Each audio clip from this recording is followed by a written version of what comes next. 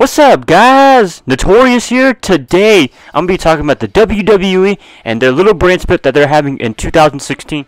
Next month as of this video, so it's going to be exciting. I think it's a good time. They kind of need this right now. I think they have a lot of talent. They have a lot of people from NXT that can split the brand, have their own entity like they did from 2002 to 2011. That's when the last brand extension happened. And from the first couple of years, it was actually a good idea. Brand exclusive pay-per-views. They had their own world champions and everything, and then it just went to sour grapes by like the end of like 2008 beyond, when people started jumping brands, especially in 2011 when it really died. And the nail in the coffin was in TLC 2013 when both the WWE and the World Heavyweight title unified with John Cena and Randy Orton. So yeah, that's just a little bit about the brand extension, and I'm gonna be telling you what I think they need to do better for this time around, and this is just the top 5, so this is just my list. You don't have to agree with me, but if you don't agree with me, please comment below on what you think. And if you enjoyed this, like, subscribe, do whatever always. And yeah, let's get to it. Coming in at number 5, we have the brand split. Please keep continuity in it. What I mean by that is, please don't let people jump brand to brand or what have you. I don't want John Cena like getting drafted to Raw or whatever and going to SmackDown like every week. We can't have that. No, you have to keep it split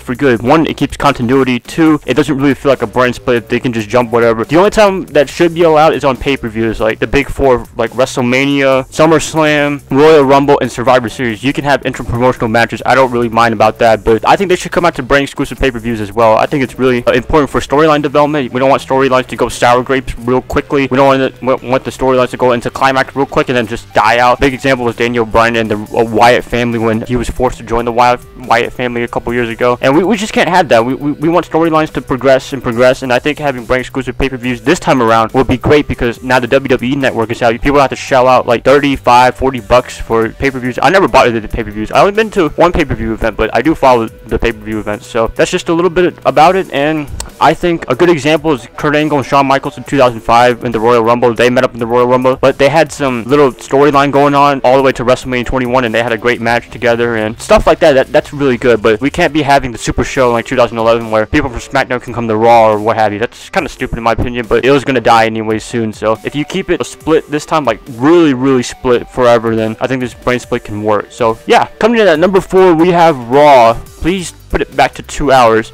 I know you make money, Vince McMahon, for that 3rd hour, but at the same time, fans, I don't think a lot of fans can sit through 3 hours of Raw. That is a long time, from 8 p.m. to 11 p.m. Eastern Standard Time. And oh man, Raw, it doesn't even, sometimes it doesn't even go through 11 o'clock because it's live, so you can't just be like SmackDown and just cut down some of the boring parts. But we need to go back to 9 to 11. I think that's really good. And I used to watch Raw a lot when it was 9 to 11, but when they went to 3 hours, I was like, this is too long. People have stuff to do the next day, and you're trying to tell people to come on early and stay up late. I don't think that's a good idea. And plus, the 3 hours, they feel like it sounds good on paper, but at the same time, there's a lot of filler matches. We don't want to see Ryback jobbing some random guy or some pointless diva match that is just BS, like last week with Paige versus Charlotte, and Paige won. It was like, what's that? There's a lot of filler matches, a lot of advertisement, a lot of weird promos that we don't really need to see. I hate promos. Not the biggest fan. I do like entertaining ones, but most of them in today's WWE, they're kind of bland and boring and what have you. So yeah, I mean, that extra hour, it's good on paper, but in reality, it's not really good. But Vince McMahon knows what he's doing, I guess, but for 3 hours. But at the same time, a lot of fans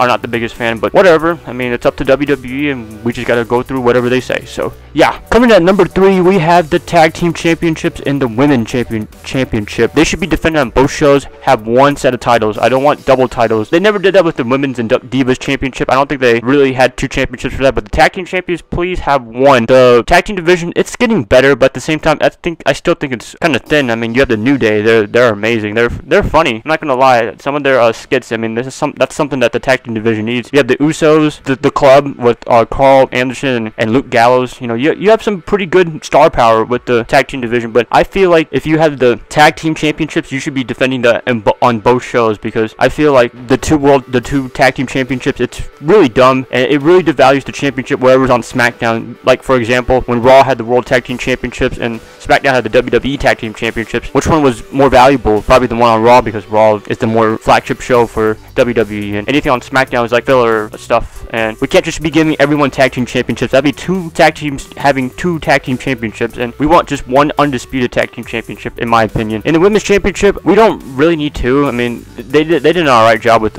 making it brand exclusive with Raw or SmackDown. I don't really know. Maybe bring back the Cruiserweight title and what have you, and just keep it there. But we don't want too many championships. I think having like maybe like one world championship, two mid-card championships, a tag team championship, and a women's championship, I think that's good. And the Intercontinental title and US title, they should be brand exclusive. I guess the IC title can go on Raw, and the US title can go on SmackDown, like as traditionally always. And yeah, just a little bit about it, and let's move on. Coming in at number 2, we have SmackDown. A little bit more about it, and please give SmackDown good talent. Please give them star power. We don't want them to be the definite B show. I mean, it's always going to be the B show to Raw, but if you can make it feel like it can have the same star power and the same draw like Raw, then I think it'll be successful. I mean, just look at SmackDown from the beginning when the brand split happened in 2002 when Paul Heyman was the lead booker, and the SmackDown 6 was special. It was great with Edge, Chris Benoit, Kurt Angle, Eddie Guerrero, Chavo Guerrero, Rey Mysterio. It was great. It was great tag team division, and they put on a lot of great matches, and that's what we need. And Paul Heyman might be having the chance to run SmackDown. I don't think he will, but I don't know. I would vouch for him to run SmackDown. You know, I'm not the biggest fan of Stephanie McMahon or Triple H running the main show. I don't mind Triple H running NXT. He does a fantastic job with NXT, but Stephanie McMahon running creative,